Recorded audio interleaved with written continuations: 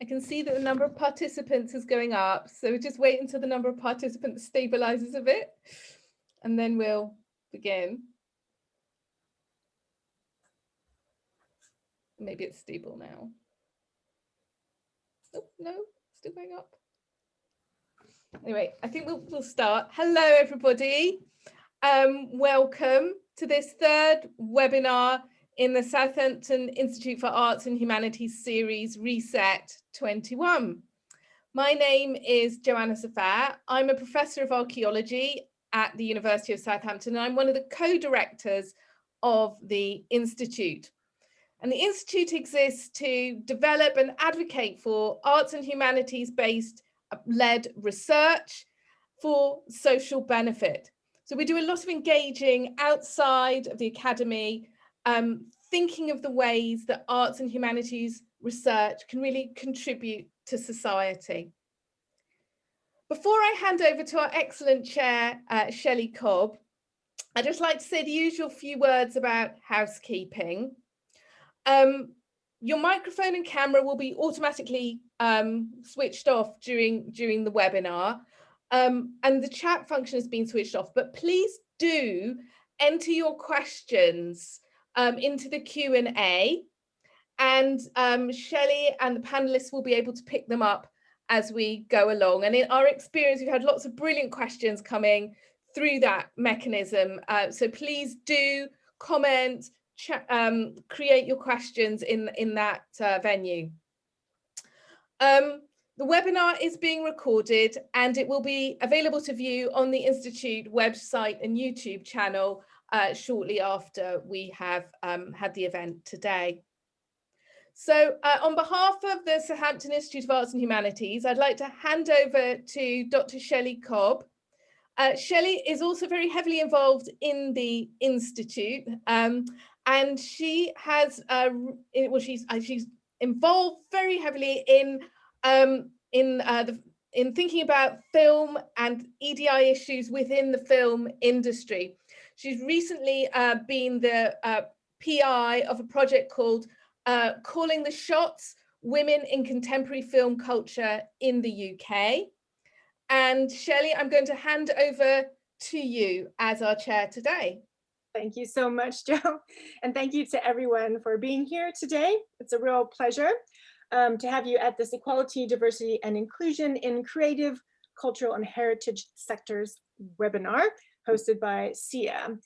So we have a great panel for you here today. I'm gonna introduce each one and let them speak, or have them speak for a few minutes with some thoughts and even some provocations for us to start us off in a conversation that I hope all of you will join or think about joining and asking some questions.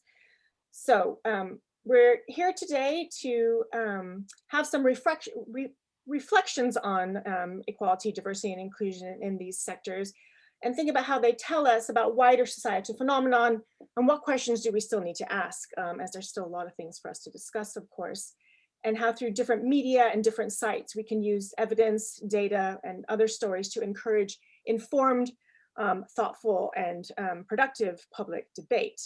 So first up, I'm going to welcome Tiger de Souza, MBE, who is the People Engagement Director at the National Trust. So Tiger, the floor is yours. Thanks, Shelley. Great to be with you today. Just by note of apology, so I've come to you with a busted back. So whilst other people are speaking, I'll be turning my camera off. That's just so I can stand up and have a stretch. So I'm People Engagement Director at the National Trust. As part of my role, I have a responsibility for our approach to inclusion. For us, equality and inclusion is important for three real reasons. The first, in terms of our responsibilities as an employer and engager of volunteers. The second, because we are a visitor attraction and a membership organisation, and we've got a responsibility to those people who are our supporters and want to engage with us. And thirdly, because we are responsible for history that we hold in care for and for the benefit of the nation. And it's about that third element I'm going to talk to you about today. So in recent years, we've started to amplify and share stories that have previously been untold or have been hidden, And we've done so in a way to ensure that all people's histories that we have responsibility for are reflected and shared, but also to encourage debate and discussion. We feel it's really important that we provide people with the evidence, the research and the data, but we create an environment where they are nudged and provoked to have conversations and discussions and debate, and then draw their own personal conclusions. In the celebration of the ending of women's suffrage, we ran a programme across all of our places. We talked about the Ackland family at Killerton, who were a family divided by the suffrage movement, with two sides of the family split in two, with people taking different sides of that debate.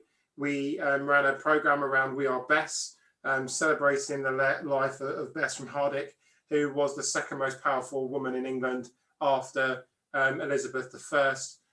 But in terms of that era, her legacy and stories about her were dominated by the demonized narratives that were portrayed by her husband. So we tried to rebalance that as well. But the one I'm going to talk to you about a little bit more detail is based on the image that I'm sharing on my screen now. The story of William Banks from Kingston Lacy. And we ran a programme called Exile. And the purpose of Exile was really to draw to life the challenges from an LGBTQ+ perspective, and also the illegality of homosexuality in the 19th century. So Banks was forced to leave the UK in 1841. He had to sign his house over to his brother. He was unable to return home throughout his exile to his death, I think in the mid-1850s. But throughout his time in exile, he continued to send works of art to his place, and the house has become in some ways a love affair between him and the country he could never return to. And as part of our programming, we have three factors to it. And the image you can see here is called In Memoriam.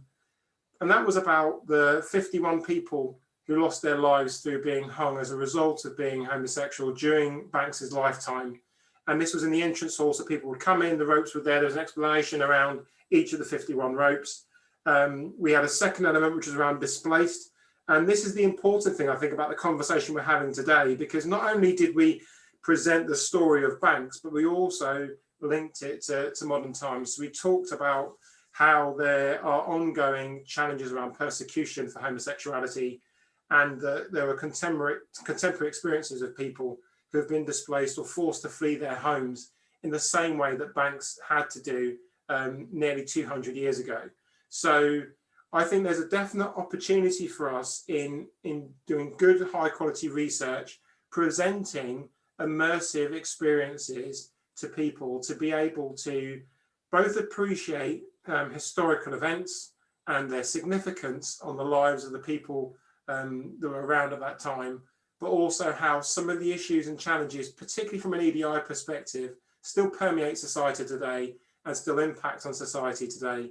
And our report that we released last year around the legacies of colonialism and slavery drew a huge amount of public debate and discussion from different areas of the spectrum in relation to that conversation. And I think the nature and the fervent nature of that conversation illustrates the importance of bringing those matters to the fore and also talking about their relevance to today's society. So my provocation to you all is, how can we, through doing high quality research, through gathering information on the past, both draw comparisons and similarities to today and place people in immersive experiences that enable them to reflect about both the past, but also how it impacts on the present. And that's all from me. I'll hand back to you, Shelley. Thank you so much, Tiger. That was amazing. Really great. But I'm going to keep us moving. So next we have Melanie Hoyes, who is Industry and Inclusion Executive at the British Film Institute. So welcome, Melanie. Now's your time. Thank you, Shelley, and hi, everyone. So yeah, I am the Industry Inclusion Executive for the BFI. Our remit as a team is to improve representation on and off screen and advocate for greater inclusion in the film industry. And I'm often asked about what I would ideally like to see happen in our industry. And I joke, as I'm about to do now, that if I knew that answer, or if I knew what could happen, the world would be fixed and I would be out of a job. But that is genuinely my dream. I would love to not be working in a title that has diversity and inclusion at its core, because everybody would be living that. Everybody would be providing equality and access and inclusive behaviours, and they would know what that would mean, and they would be living that in their everyday. And by it, I guess I mean kind of good leadership behaviours, behaviours in general, treating people well with respect and humanity, being fair and trusted recruitment practices in the industry, and providing opportunities for the multitude of talent that there is around the country, and growing that talent for the next generation. And also having the knowledge that identity and representation is complex, it's intersectional, and it's necessary for everybody to understand themselves and the world around them. And I think our sector is unique in that it has the possibility of allowing everybody to tell their every story and for everybody to be able to see those stories. And we have that power to create those and show them. So I can speak a little bit today about the ways in which we try to tackle those issues at the BFI, using policy to inform the industry on how to better their practices, using data and research to bring up conversations around inclusion and tell people how to improve their behaviours or change the way that they do things to be more inclusive of other people. And also with our partnerships, connecting talent to the opportunity that's around. And I can also talk about how difficult some of those things are and how long it takes, but how long does it take really? How long is it that we have to wait? If we can switch up our working practices in COVID within a week to all be working digitally because of a global pandemic, why is it so difficult for us to shift our thoughts and our practices around inclusive behaviours? So what is holding us up from moving all of this forward? So I'm really interested today in learning how we might be able to do this, how we do it together and quickly, so I can be out of a job. So thank you. Thank you, Mel. That was amazing. Yeah, living inclusion. I just immediately wrote that down because it sounds like a tagline. No, it shouldn't, because it's a reality thing that you were talking about. But that's great. We're already picking up, some similar is already thinking about stories that are told and who gets to tell those stories and how they're told, and having conversations through stories, which is something that Sia is really thinking about in terms of, we can have data and numbers and all kinds of research, but what kinds of stories and narratives do they tell, and how can we make them do the kind of things we want them to do, but also just making things work. Yeah, like making things work and doing it faster, quicker, and not waiting any longer. Great. So next we have Miksaja is a senior lecturer in the Department of Media Communications and Cultural Studies at Goldsmiths at the University of London. So welcome, Annemiek. It's over to you. Hey, Shelley. I assume you can hear me. Yeah, apologies about my lighting. I forgot it was half term and I've been turfed out of my usual workspace, but hopefully this lighting will bring some drama to my talk. So yeah, I'm an academic. I'm interested in issues of diversity in creative and cultural industries. I'm specifically interested in racial inequalities, and I've conducted some research, quite a bit of research the last few years on this specific topic. And I just want to start off by drawing on some research I did on the publishing industry, which was a project called Rethinking Diversity. I do this a lot when I say diversity, as will be made apparent shortly, hopefully. Yeah, it's called Rethinking Diversity in Publishing. If you're interested in the report, you can download it at rethinkingdiversity.org for free. And basically, I just want to, publishing is quite an interesting case study because for all kinds of reasons, diversity is way high on the agenda. Like everyone is on the diversity, dare I say, bandwagon at the moment, or at least to be complimentary of them, it is high on the agenda at least. And in our kind of research into the publishing industry, we spoke to over 120 people who work in the industries, white and non-white, across all levels, sectors, and so on. And generally, as I said, everyone's on board with diversity, and it got articulated in two ways. Firstly, in terms of the moral imperative of diversity, and second, in terms of the economic. So in terms of the moral imperative, everyone was in favor of diversity. No one was in denial about issues or about the lack of diversity in either the people who work in publishing or the books being published. I mean, maybe that's because of by virtue of me being the one interviewing them. But nonetheless, everyone was for it, and they often this came out of the very liberal nature of publishing. These people think that publishers think of themselves as very liberal and open-minded, so it's genuinely embarrassing for them that the fact that in their industries, their publishing houses remain overwhelmingly white. Also, though, there was a fear of backlash. So there is a fear that if they don't do it right, they are going to be called out for it by audiences and social media for all its kind of horrible downsides. Actually has played a key role in shifting debates on diversity in the industry.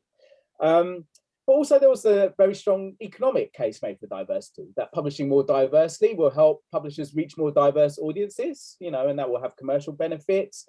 And often they talked about it in terms of diversity being a kind of very imperative of publishing. That is all about producing original new voices. So there was a kind of sense of, well, why wouldn't we want more diversity? This is the kind of this is the core of publishing, if you like. Needless to say, though, well, I guess there's the big kind of contradiction we found is that publishers felt that, well, the moral and the economic go hand in hand, right? There's a case for both. But nonetheless, this is having absolutely no impact, certainly in terms of the numbers of racialized minorities working in these industries.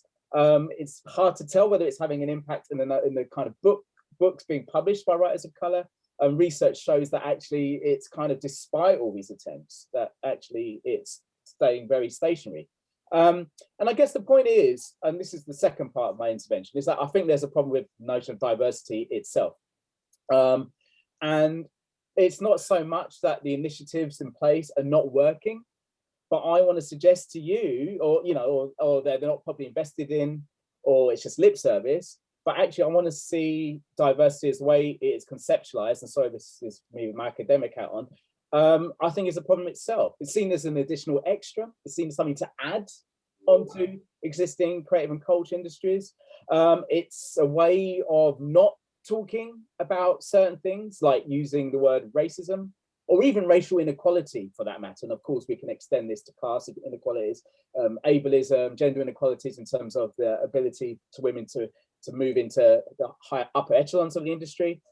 So I want to give a shout out to all the amazing practitioners, activists, campaigners, many of them on this panel and in the audience, who are doing amazing work within these paradigms of diversity, inclusion, equality. But I want to suggest to you that maybe it is the language itself that is the problem, and the way that we talk about these issues is the problem. I'm going to come back to that in a moment, but I think that, and this is my kind of provocation bit, is that I think that if we really want to deal with racial and other forms of social inequalities in creative and culture industries, it's about economic redress. For me, the issue of diversity in CCIs is not just about numbers, but it's about, as Tiger and as Mel have alluded to, it's about whether people from minoritized communities are able to tell the stories that they want to tell. And in recent years, though, I want to acknowledge that there have been some amazing interventions by Black, Brown, and Asian culture producers, not in terms of particular films or books or television shows that have been released, but in the proliferation of platforms that have allowed people from minoritized communities to tell their stories and distribute them in the ways that they want to. Of course, though, these platforms, and this is my research and many other people's research has shown this, these platforms, these independent producers, they live in very precarious, insecure kind of states. So what I want to suggest here, and this is where I get very provocative, is I think we need to change the language. We need to transform the language of diversity to a more radical language of reparative justice. So if you think about, very quickly, if you think about the ancestors of Black Asian communities, in particular in the UK, were subjected to a form of symbolic violence in that in times of colonialism and empire, they were denied, their stories, experiences were histories, they were denigrated, disavowed, and indeed silenced. So I think a form of reparative justice that invests in, or rather gives money to economic redress, as I say, to the support of those new platforms, I think is, you know, if we frame it in terms of reparative justice, I think that can actually do radical things to the creative and cultural industries in productive ways. So again, this entails forms of economic redress, and the official funding, you know, state funding of minority-led, minoritized-led kind of platforms. While that, you know, and we've seen examples of this. I think the Black Film Workshop, kind of from the 1980s, is an example of something that received state funding, public funding, albeit from the GLC and Channel 4, and led to a widening of representation, a radical depiction of Black communities and histories in the context of Britain. And yes, so I think that's, let's leave it at that. I think that I want to argue for leaving behind this language of diversity, leading to a form of reparative justice. I think that I just want to finish off by saying, if we just focus on diversity inclusion in terms of numbers alone, I think this is like incredibly limiting and doesn't really get to the crux of the issue. And that is whether Black, Brown, Asian cultural producers have the same creative freedoms as their white counterparts, or indeed even the freedom to fail as their white counterparts. For me, that is the crucial issue. And I think a form of reparative justice is a way of starting to think through how we can actually support and, you know, kind of real meaningful interventions made by people from these minoritized communities for the good of the nation, in the way that, yeah, the previous talks have kind of alluded to and articulated much more eloquently than me. So thank you. No, that was great, Anne-Mick, thank you. And so I don't want to talk too much, because I don't want to kind of soften anything you said there at all, because economic reparations, structural change, and that economic sharing of resources, making sure people have the resources to do the work and tell the stories that they want to tell. And thinking about changing the language, you know, I think the language has changed over different times, whether it's from multiculturalism, diversity, or whatever. Sometimes they run out, but they do avoid those harder words, well, supposedly harder words for some of that, you know, for some of us that need to be said around racism, sexism, and others. So lots of things to pick out there in terms of also thinking about who's making what where, and out maybe outside the mainstream system, and that we don't just have to tinker what seems like the mainstream, but can go outside of it and change things kind of more radically in that way. So I think we're kind of really starting to talk across in the conversation, which is great. So I'll stop talking. So over to Pascal Matthias, who's a designer, strategic thinker, consultant, public speaker, as well as a senior fellow at the Winchester School of Art, which makes him a colleague of mine here in the Faculty of Arts and Humanities at the University of Southampton. So thank you very much, Pascal. Brilliant, thank you. Thank you for inviting me. Some really, really resonating things that have been said. And just to kind of pick up on everything, I think when we have these discussions and we talk about EDI, we talk about diversity, like we've said before with the previous speakers, we are then really framed around a conversation which we just accept. And I feel that there's not enough kind of deconstruction of actually what we're talking about, what meaningful change that brings as well. When we talk about EDI and we talk about language, which is the most powerful thing, I'm unapologetically talking about Black and brown people and racial equality. But when I say that racial equality, that frames me in terms of I'm looking for something within the future. But what we're really talking about is inequality. What we're really talking about is marginalization. What we're really talking about is non-inclusion. So where we talk about equality, diversity, and inclusivity, we're not talking about that at all. We're not really here today. We're not really talking about equality. We're talking about inequality. And that's really important in terms of language. So where I work within the education sector, I formed a group last year called FACE, Fashion Academics Creating Equality. And we're looking at equality, but most of the time, a predominant time is looking at the inequalities that exist within education. And education really is contradictory. We have all come through an education, possibly 18 years of education. And we look at that, if we come out with the kind of classifications and we've come out with the degree that then prepares us for the industry, whatever industry we're going at, we feel that we are best equipped. But really what we've discovered through my research, through the work that we're doing, and through a campaign, See My Face, which has looked at over 1,000 students at around 100 HE institutions. So it runs separately to the National Student Survey, which looks at the kind of quality of education within HE institutions. We're really looking at the quality and inequality for Black and Brown students, as well as Southeast Asian, Southern Asian, Chinese students, because there's a huge disparity. But we already know this. We already know there's a disparity. We already know there's inequality. So what's really being done about it? I feel that in terms of repatriations, it is needed, but I feel the best location for repatriation is education of our children that are coming through. What we really talk about, we can't talk about quality when inequality exists within education, because I feel if you really want to give back to those marginalised students that are paying over £9,000 now, I feel that actually Black and Brown students may have to be repatriated in terms of they should go to university and have more equity, because personally, I have no Black or Brown students in my first year. My white students are also failing because within fashion, the sector that I work in, there is a tremendous onus on Black and Brown fashion and its contributions to, the economic ecosystem of fashion. But whilst you have no Black and Brown students, also no Black and Brown academics, you're not really getting the whole picture. So what I've really looked at, and the four main pillars that I look at and talk about around recruitment of Black and Brown students, recruitment of Black and Brown academics, also the progression of those academics as well. So it's not just having those on visiting lecturers or, part-time basis, it's actually having professorials, academics with PhDs, academics that are the decision makers. Once we have the recruitment of Black academics, I believe that you do have more Black and Brown students within education, and that changes the conversation.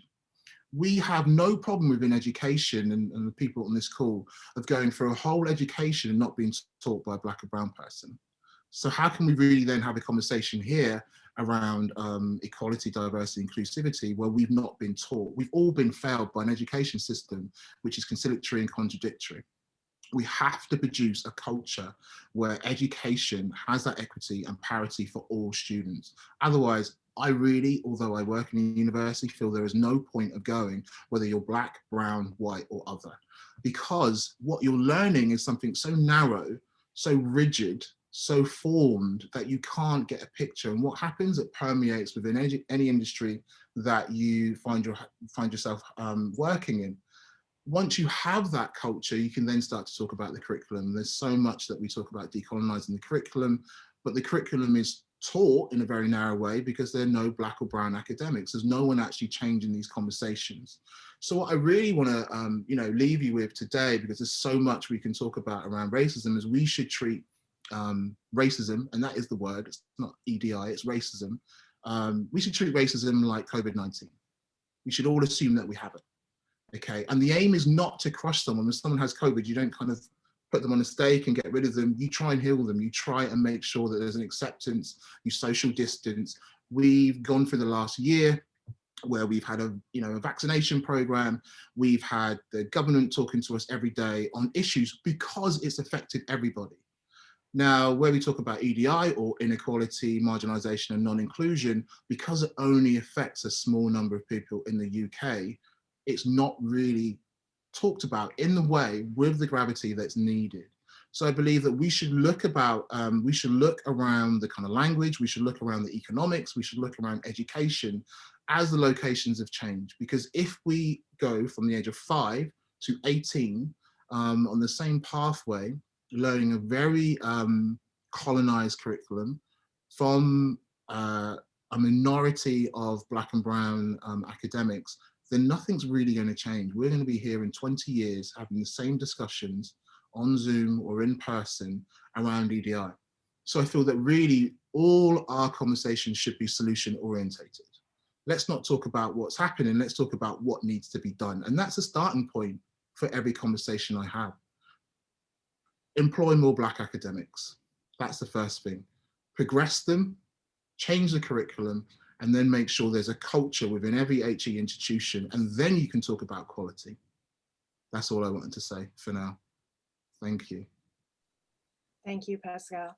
There are a few questions, but I was thinking myself, you know, we've kind of come around a bit in terms of starting off with kind of thinking about education and what in education and the heritage culture and creating conversations to education in the more formal sense. And in between, of course, all these things are connected about making change now, right? And having good leadership now, as Mel said, and economic reparations now.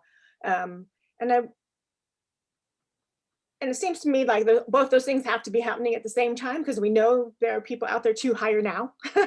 But we also know that, as Mel said, they need to be, you know, we need to grow talent and change talents. And I didn't know if kind of any of you had anything you wanted to ask to each other and kind of things that you've said so far around this kind of dual thing around education, and which is, you know, is not sort of an amorphous thing. It is also about making change and making progress and doing real structural things, but also the kinds of, it's the combined longer term agenda along with doing things now, and saying that, you know, and changing our language now from, you know, to the vague to the more specific. Tiger, you're here. Does that mean you have something to say? Yeah, I mean, I was actually just trying to jotting down what Pascal said, because I think there's something really powerful in what he was saying around, you know, treat racism like COVID, assume everyone's got it. And I think, you know, there is definitely something about how societally we accept the fact that we haven't ended up where we are today by accident. You know, it's not been, you know, there have been deliberate things that have occurred over time that have landed us in this situation where we've got inequality in society. And I'm talking about that from a really broad kind of intersectional perspective, that, you know, all of us have very different individual and unique identities. But many of us are impacted in one way, shape or form by the constructs that we've got and that we've accepted as normal, and it will only be through working together, and most importantly through those people who, you know, are probably less impacted or less affected taking action. Because the minoritized voices have been talking about the challenges. You know, there are many, you know, disabled activists out there that have been campaigning about access in our society. You know, black and brown people for years talking about how systemic and institutional racism is negatively impacting on their lives on a day-to-day basis. We know what the issues are in relation to poverty, etc. But the challenge is, if it's those people that are impacted, if it's those people that are affected are the only voices that are speaking out, are the only ones who are looking for solutions, you won't get anywhere. So I think there's a real call and a real need for us to have an open conversation about what does allyship look like in the 21st century, and how do we, in the sectors that we work within, mobilize that allyship in a way that transforms the discussion from an us and them to just an us, and us with a shared commitment to resolving the challenges and the problems. That's what I want to say. Yeah, I'd second that, Tiger. I think if you look at COVID-19, it's the people that don't have it. You social distance whether you have it or not. You know, you don't take action when you have it. You know, you self-isolate when you have it, but you wash your hands, you take precautions, you do the work that you have to do. So in terms of allyship around race equality, that hasn't happened. And that's why I talk about making these conversations much more solution orientated, because we spend so much time, I spend so much time have to validate my own experience. And it's come to the point where, you know, you spend more time kind of validating your experience of where the government will say actually institutional racism or structural racism doesn't exist, then you have to revalidate. But we all know the figures, especially specifically within education, there's an attainment gap, there's a lack of black professorials, there's a lack of black VCs, there's a lack of black progression, there's a lack of black staff and students across all sectors, secondary schools as well. So whether we continue to have these conversations, we need to act as if, you know, where people that are not black and brown are actually taking action, meaningful, tangible action, not having conversations and reading more books. We are so long within this history, this cultural history of racism, that it's come to a point now where if there's no action, then there's more conversations, more and more conversations. Yesterday was the 100-year anniversary of the Tulsa massacre. what lessons have we learned around that? It's 100 years. We can go all the way back in terms of the abolition of slavery, but nothing's really changed. It's just shifted. Now I feel there needs to be kind of tangible action around education for me, because that is still very diversive. And we need to kind of ensure that where we have these allies, that we can see the metrics of change.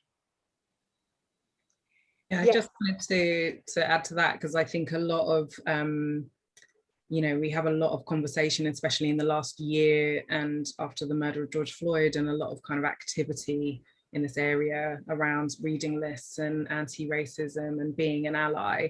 And I have many conversations around people kind of just wanting time to like reflect on their practice and, really think about and read more and understand this really complex issue. And I kind of always have to step back and go, I really don't think it's that complicated.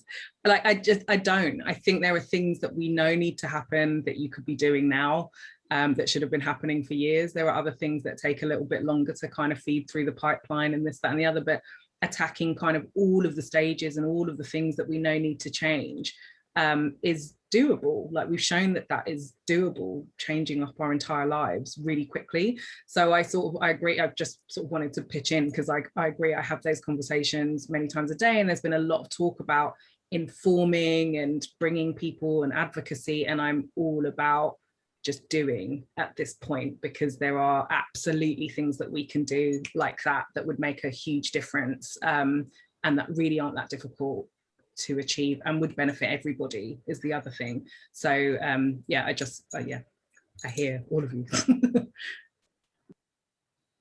Yeah, because you started off saying, like, we've responded to the pandemic so quickly, and we just made it happen because we had to, and like everyone was on the same page. And it's had its ups and downs and difficulties, but on the whole, we understand it as you guys have been talking about it.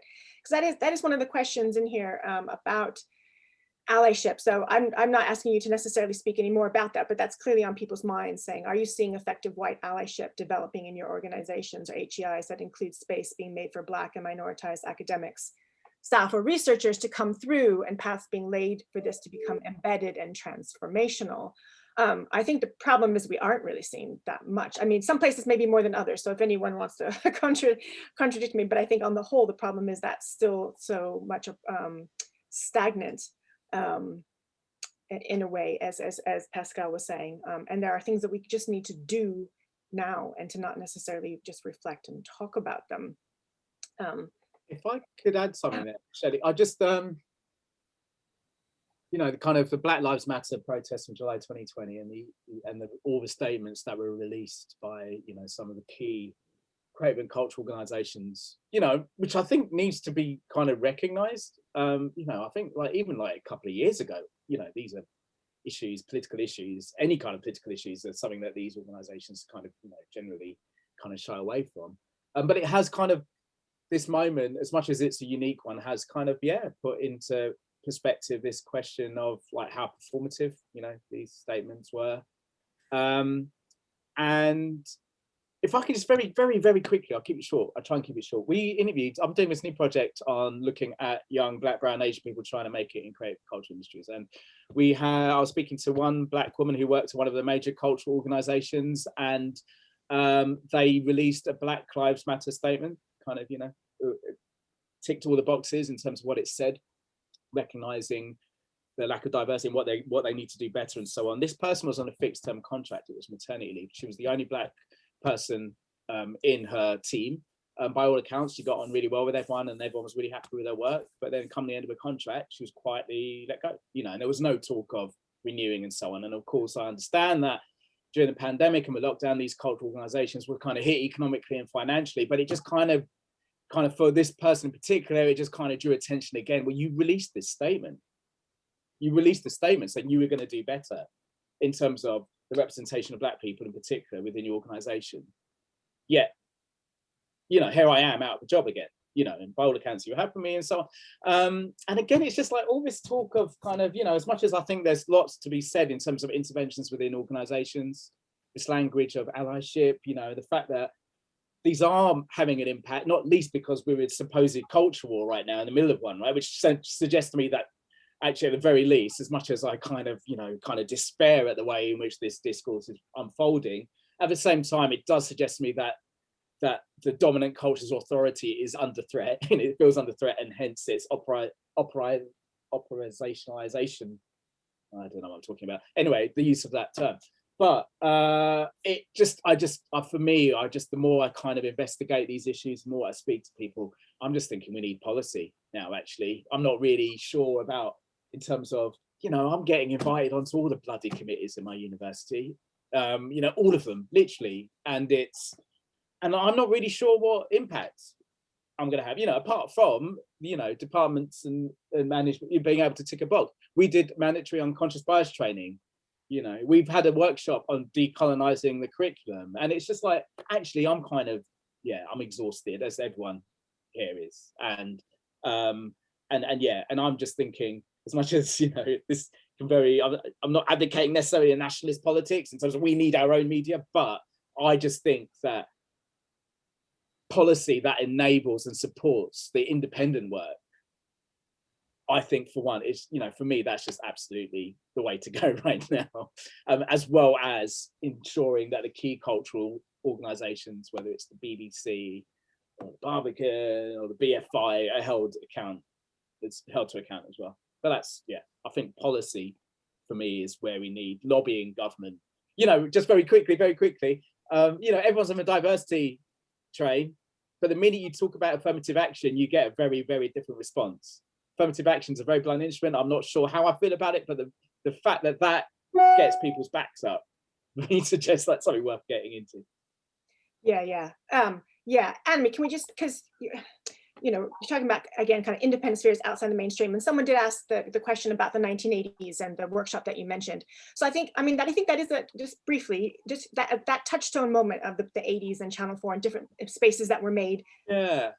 I think Mel could probably speak to this better than me. You've got a better understanding of that. But it was a moment in the 1980s where, in the face of kind of the political unrest that was going on, Channel 4, who at the time were, it was quite a radical institution, or at least had a remit to cater for the nation's minority communities, alongside the GLC, the Greater London Council, basically funded this workshop initiative, which was all about giving a space, training, equipment for Black filmmakers, essentially, to make films. And out of that came a number of collectives and some amazing directors. And in that, John O'Connor, Isaac Julian, Blackwood, Maureen Blackwood, and in that we see this incredible, as Stuart Hall would put it, this a widening in the regime of representation when it came to Black people and Black communities. So whether they were like realist or abstract conceptual, it was an incredible moment in terms of what this state funding kind of allowed to flourish. And of course, as the Thatcher government took hold,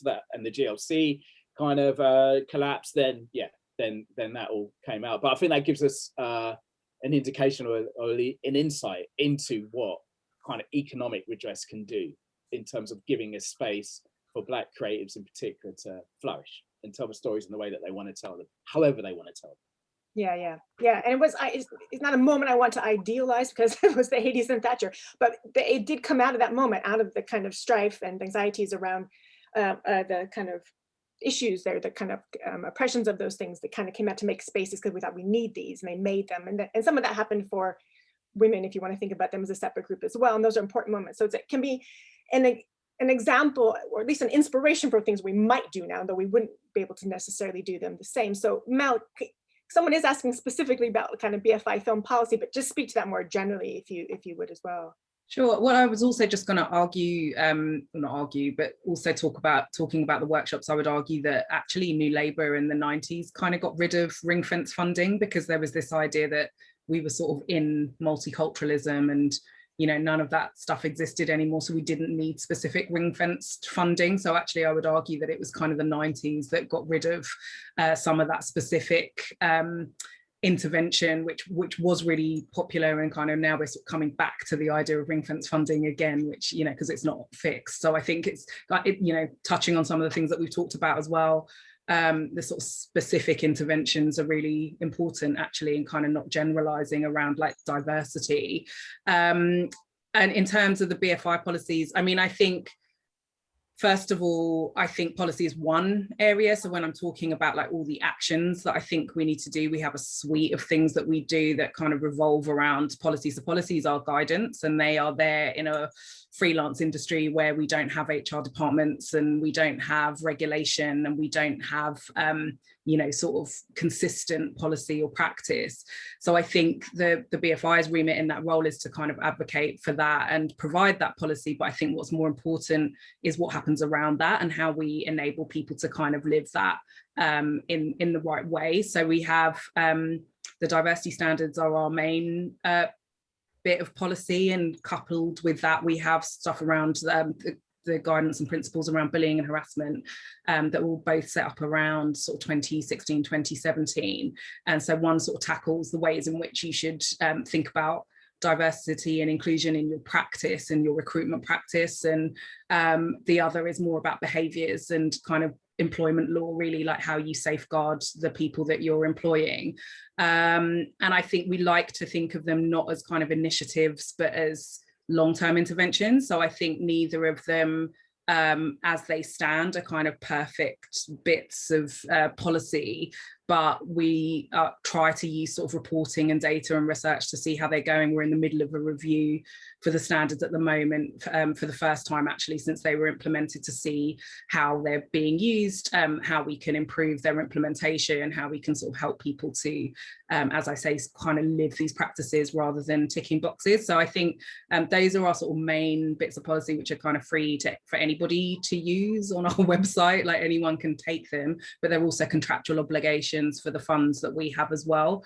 But like I say, most importantly for me is kind of what happens around that and how you sort of connect talent to opportunity, how you're making sure people are being treated in the right way, how are we feeding the pipeline, how are we joining everything up so that it kind of works, everything works more effectively, how we're advocating that behaviour to others who have more kind of sway in that space or who are employing people. So it's more about everything that we do around it. I think that's kind of more important to than just like, oh, these are our policies. So yeah, that multi-pronged approach, like there's no one answer to any of this, which is just a dumb thing to have to say, but it has to be said, I think, sometimes. And that's a great example of like trying to put that in practice. I want to pick up on a question that might be related to this, and maybe it's first directed at Tiger, but to everyone, about project funding and the funding for these things, or funding for initiatives that, you know, these are not initiatives, these are long-term progress. Because the question is about legacy, progression routes, and more sustainable structures, right? And sometimes funding for, you know, diverse initiatives are very temporary, right? They are project funded, which means the short-term positions for people, or even in education, Pascal, short-term teaching positions, etc. So, you know, that's a problem. And I don't know if you had any thoughts about maybe starting with you, Tiger, and others, in terms of the way that these things, that part of it is a problem, something to do about. Yeah, I was just typing a reply to that actually, so that's helped me not having to try and listen to the conversation and type a reply that's coherent at the same time. There's a two-pronged element to it. I mean, there's definitely the thing around EDI initiatives being short-term funded. I mean, the number of, you know, fixed-term posts that you see to try to address this agenda that are low graded, that don't have the necessary heft and influence within the organisation, and are also only there for a limited amount of time, is a problem. But I think a bigger issue is that when we look at our workforce, when we look at the lack of diversity in our workforce right across the spectrum, we take this really lazy approach of, you know, let's get some entry-level people in. You know, you create like an entry-level way to get people into the organisation, and then it's almost like, well, our work here is done. And actually, there's nothing that's thought about meaningful progression. I mean, Annemiek talked really powerfully about affirmative action, and I think that's a space where we need to have a constructive and proactive conversation about how do you apply affirmative action in enabling your underrepresented or marginalised people to progress within your organisation, because we know that systemically and institutionally, they're going to be denied the opportunities to be able to get the necessary experience, to demonstrate it when it comes to interview, to move into more senior manager roles. When we're writing our job adverts and our applications, are we thinking about the language that we're using?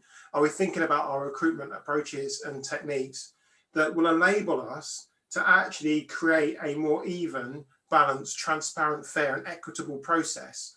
Because for far too long, I've heard statements like, you know, we need the person coming in to hit the ground running, which is code for they need to already have worked here. We need someone who's going to gel with the team, which means we need someone homogenous that might look a bit different, but actually thinks exactly like the people we've already got.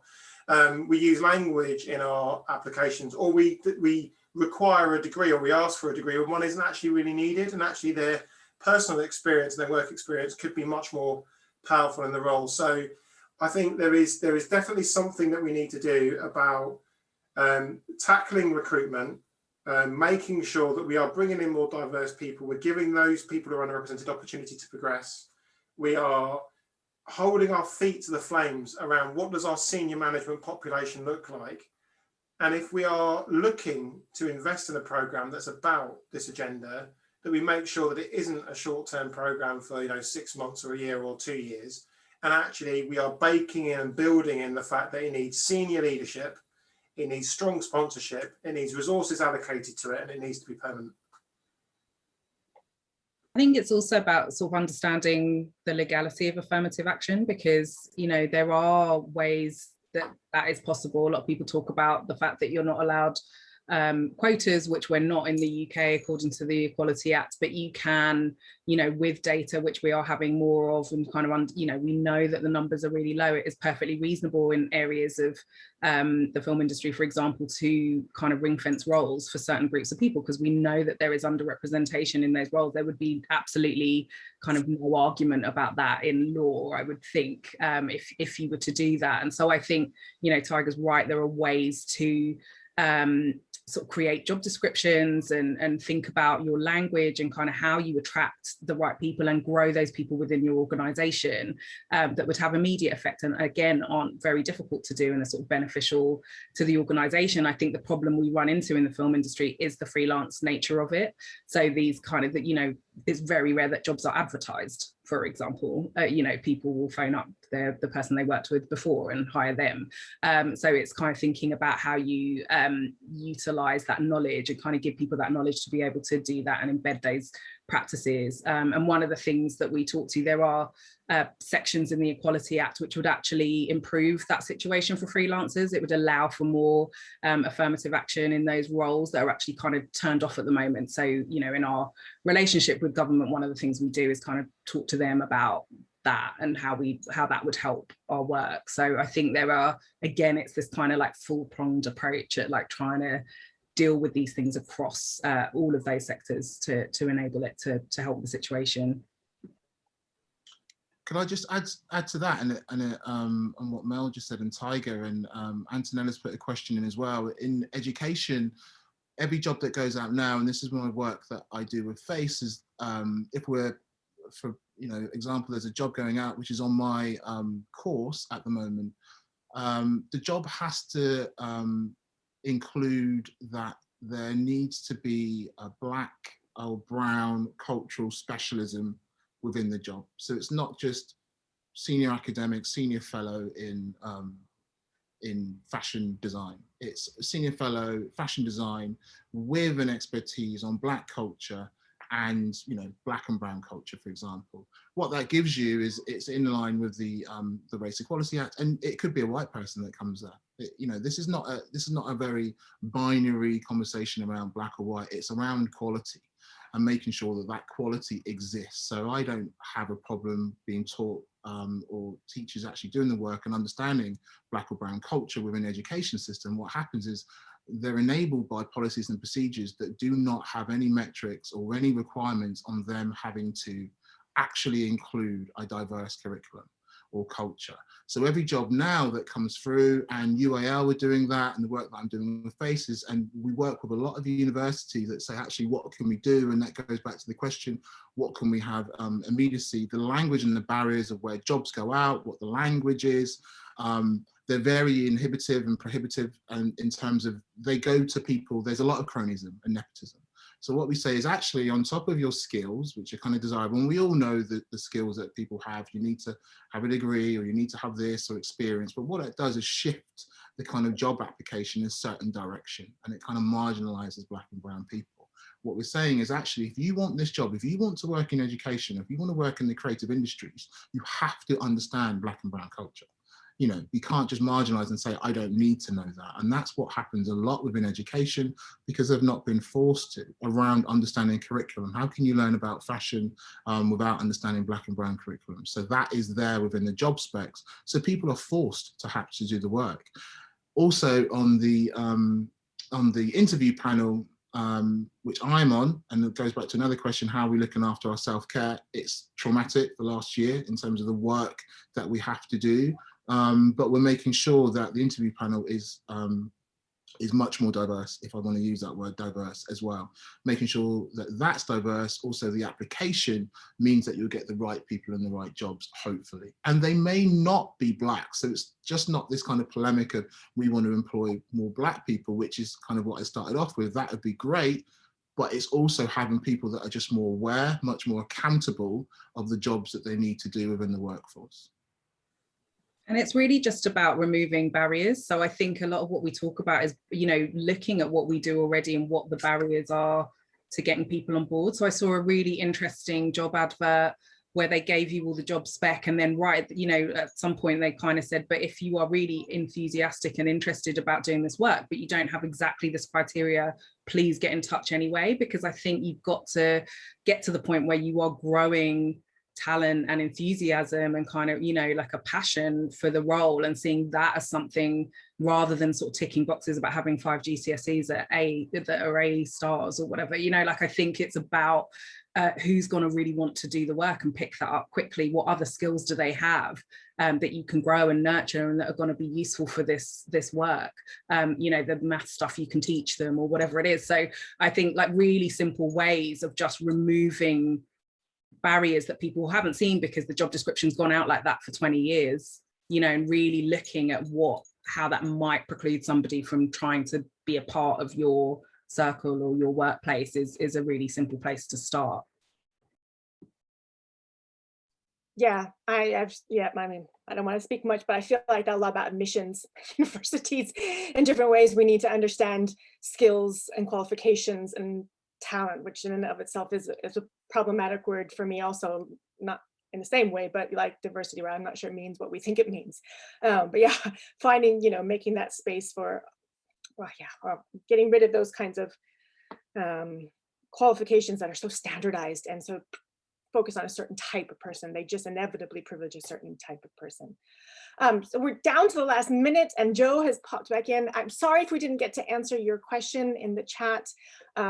If the panelists had time, they may or may not have a chance to type an answer, but they've all been really good questions in this panel, and it's really provocative, which is what we said it was going to be, right? Have our provocations, have a provocative conversation. Did any of the panelists have one last thing you wanted to say before we have Joe close us off? Any final provocations? This has been Pascal, I saw your mute go off. Yeah, I just think that, you know, just to finally find a word is, well, people say, what can I do? Just do something, and don't have that fear of failure, of getting it wrong. Just do something, because I feel that's better than doing nothing or going around that blissful ignorance that we see so often. And if you get it wrong, that's fine. Like COVID-19, it's not a problem. We're not trying to eradicate you. We're trying to help everybody. It's not just a polemic of black or white. I feel that there's lots of organizations. weareface.uk is one for education. Lots of people doing the right work, but we do need those allies and that allyship. So it's not just black and brown people doing all the work within our different spaces. So just do something. And then, you know, the top of the pyramid for me is finding full accountability in whatever you're doing, making sure you're thinking about those issues around inclusivity. Yeah. And I think just be prepared to fail, like Pascal was saying. You know, I think the pursuit of perfection, you know, can stop us from doing anything and be, you know, kind of be completely paralyzed by that. So I think just be prepared to fail. That's okay, to say the wrong thing, to use the wrong words, but to be accountable for that and be willing to learn and change. And just to say, I've been really bad at answering in the Q&A, so if anybody wanted to email me their question, I'm really happy for them to do that. Thank you, Mel. I just want to say just what Mel said from earlier. It's not rocket science as well. Actually, the stuff is actually quite easy to recognize as a problem, and yeah, thinking solutions, it's not as hard as you might think. And it's certainly, don't burden the few Black and brown people, Asian people in your organization with doing that work, because honestly, you can figure it out for yourselves. Thank you. Yeah, and with that, I think that's a great place to draw this to a conclusion. I'd really like to thank all of our panelists, Anime, Pascal, Tiger, and Melanie, and our chair, Shelley, for a really great webinar today. I can't believe how much it's covered, really, from starting off with stories through to policy to, you know, how we can, you know, get more Black and brown people into our education system, about student admissions, about all these kinds of different topics, each of which I think was almost worthy of its own webinar in a way. But I hope that that's just a starting point. I hope that we can move on. And I think this is really, as you said, Anime, it's not rocket science. In fact, I told my son that we were going to do this webinar today. I don't know if my son is listening, but he just said pretty much the same. He's like, but surely we can make this stuff happen. Why do you need to talk about it, Mum? So anyway, I'd like to thank you all very much. I'd like to thank our audience for coming today on a very hot day, taking an hour indoors. And our next webinar will be after the summer break, and it's going to be on sanctuary. So we're going to be talking about how do we create places of sanctuary, and what is the role of a university within conversations around sanctuary. So we'll let you know when that happens, and the lineup for that I'm sure will be just as brilliant as the one we've had today. So thank you very much, everybody, and bye-bye.